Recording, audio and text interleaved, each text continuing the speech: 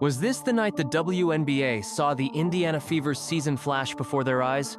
That's the question burning through social media timelines, sports talk radio, and every group chat from Indianapolis to Dallas. Because when the Fever took the court against the Dallas Wings in what was billed as one of the most anticipated matchups of the season, they did so missing their entire engine. Caitlin Clark, out with injury. Sydney Colson, sideline bound. Ari McDonald, also gone. That's 3 point guards, 3 offensive conductors, all stripped from the lineup in one cruel stroke. The magnitude of this problem can't be overstated. Point guards aren't just players, they're the brain of a basketball team, the architects of every possession. Without them, the Fever's offense was forced to operate like a high-performance sports car with no steering wheel. And yet, under the searing lights of the arena, one player had to take on that impossible job: Kelsey Mitchell. Normally a pure scorer, one of the most lethal offensive weapons in the WNBA, Mitchell suddenly became the Fever's emergency floor general, expected to handle the ball, set up teammates, and still pour in points herself. Fans and analysts alike braced for disaster. The expectation? That Indiana would stumble out of the gate, unable to find rhythm or spacing without their playmakers. And in many ways, the opening minutes felt like a team learning to walk again, hesitation on entry passes, awkward half-court sets, missed timing on screens. The Fever were quite literally improvising on the fly. Yet even in this chaos, the stakes were sky high. This wasn't just another game, it was Dallas, a rival in the playoff hunt, a team licking their chops at the sight of a short-handed opponent. The narrative was set. Either the Fever would rise to the challenge and prove their depth, or they'd be exposed as a team too reliant on their stars. And as the first quarter unfolded, it was clear this game was going to push them to the very edge. If you want to understand just how devastating those missing players were, you need to look at what unfolded possession after possession. Without a natural facilitator on the floor, Indiana's offense became a high-wire act without a safety net. Every trip down court was a gamble. Would the ball find the right hands at the right time? Or would it end up in the lap of a Wings defender? Sadly for the Fever, the answer often leaned toward the latter. 17 turnovers. Let that number sink in. That's 17 wasted possessions, 17 missed opportunities to close the gap. And in a league where momentum swings are razor thin, 17 invitations for Dallas to feast in transition. The Wings didn't just accept those gifts, they turned them into quick, punishing points.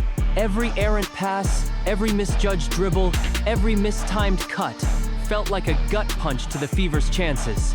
And here's where the real problem came in Odyssey Sims. Not because she isn't talented, she's a veteran guard with years of WNBA experience, but because she was literally signed at the last minute. Imagine being dropped into a high-stakes chess match, told to make the next move without ever having seen the board before. That was Sims' reality. No chemistry with the team, no real understanding of the playbook, and almost no practice time to establish trust with her new teammates. She was learning on the job, in front of thousands, against a team hungry to exploit her unfamiliarity. This created a domino effect. Without a steady hand to guide the offense, the Fever's spacing collapsed. Post entries to Aliyah Boston became more difficult as Dallas defenders overplayed the Wings, knowing passes would be late or off target. Perimeter shooters weren't getting the ball in rhythm, forcing rushed or contested shots. And while the Fever's hustle kept them in the fight, you could see the weight of every mistake pressing down on them. The cruel irony? The Fever didn't just lose playmakers, they lost their margin for error. Every possession mattered twice as much, and Dallas knew exactly how to press on the open wound. By halftime, the absence of Clark, Colson, and McDonald wasn't just a storyline, it was the defining factor in how the game was being decided. If there was one player who refused to let the Fever crumble under the weight of their injury crisis, it was Kelsey Mitchell. And yet, what she was being asked to do bordered on the impossible. Normally, Mitchell's job is simple. Well, as simple as scoring against elite WNBA defenses can be. She's the hired gun, the assassin, the player you give the ball to when you need points in bunches. But on this night, she was also the director, the orchestrator, the one expected to bring the ball up, initiate the offense, set up her teammates, and still deliver her usual scoring punch. It was a relentless two-way burden, like asking a marathon runner to sprint the last 10 miles and carry the water for everyone else. Dallas knew exactly what was happening. They trapped her on pick and rolls, forced her into double teams, and funneled her into help defense every chance they got. Still, Mitchell found ways to respond. In one game against this same Dallas squad, she poured in 24 points despite the suffocating attention.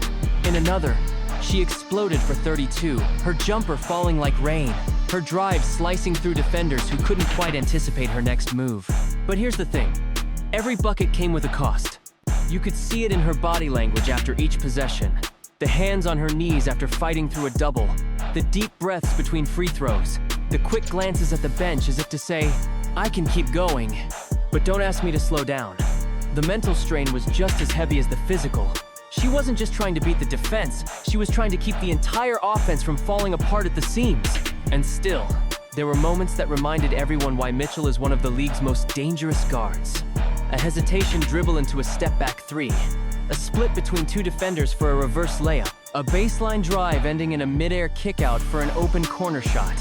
She played with the poise of a leader who understood that if she didn't rise to the occasion, there might not be an occasion left to save. By the final buzzer, whether the Fever won or lost almost felt secondary to what Mitchell had just pulled off. She had carried the load of two players, sometimes three, while still maintaining her edge as a scorer. For a team missing its heartbeat at point guard, she became the pulse that kept them alive. When a team's stars are sidelined, the spotlight inevitably shifts to the so-called role players. And for the Indiana Fever, that shift was more like a blinding floodlight. The Dallas game wasn't going to be won or lost solely on Kelsey Mitchell's shoulders. It was going to hinge on whether the supporting cast could transform into frontline contributors overnight. And on this night, several of them had no choice but to step out of their comfort zones. Lexi Hull, for example, has built her reputation on defense, hustle plays, and floor spacing. But with so many playmakers missing, she was suddenly being asked to handle the ball more, attack closeouts, and make split-second decisions normally reserved for the guards. At times, she looked like she'd been preparing for this moment all along, slipping past over-aggressive defenders for layups, hitting key mid-range shots, and hounding Dallas scorers on the other end. Her energy was contagious, the kind of spark that keeps a short-handed team from folding when fatigue sets in.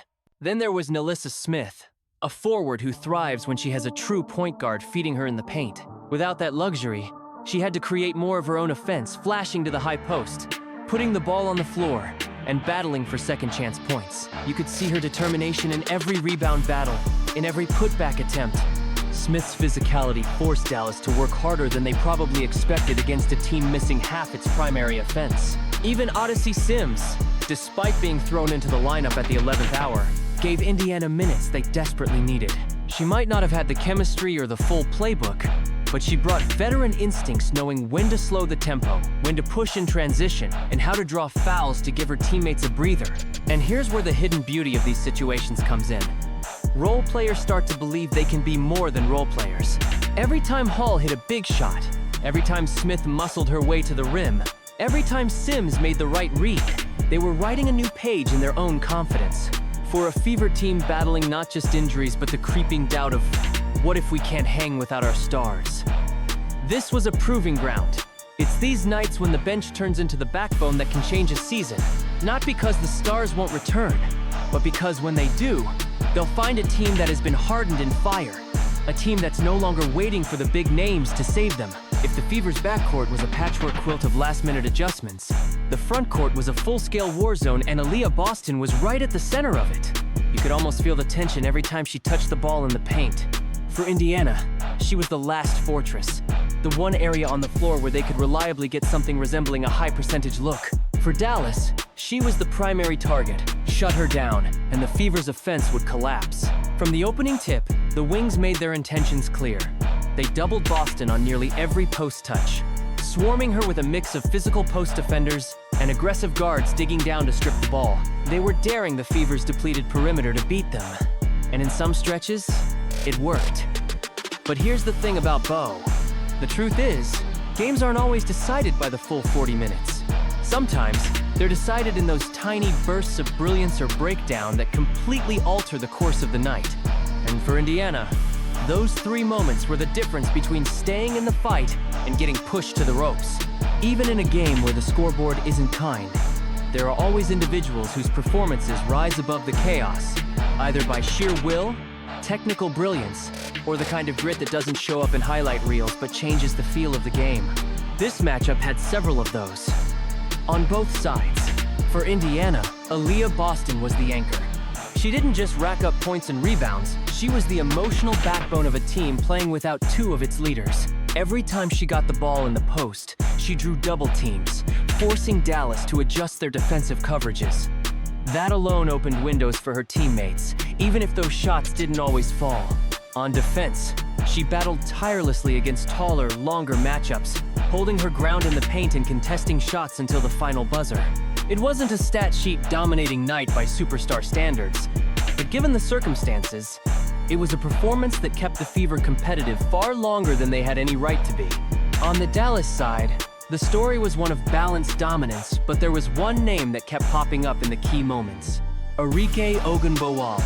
She was the engine, the one who set the tone with relentless attacks to the basket and deep jumpers that seemed to suck the energy out of Indiana's runs.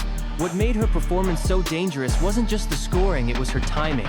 She seemed to sense when Indiana was gaining confidence and hit shots that stopped them cold. But beyond the stars, there were role players who tipped the scales. For Indiana, Lexi Hull provided critical hustle plays, diving for loose balls, chasing down rebounds, and finding herself in the right spot for timely buckets. She embodied the next woman up mentality that shorthanded teams have to embrace. For Dallas, their bench depth was the quiet killer.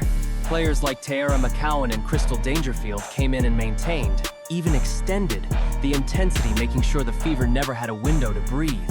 And perhaps most importantly, there was the intangible factor, leadership in the huddles. Even without Caitlin Clark or Erica Wheeler on the floor, Indiana had veterans stepping up vocally, calming the young players, keeping the defensive calls sharp, and refusing to let frustration turn into collapse.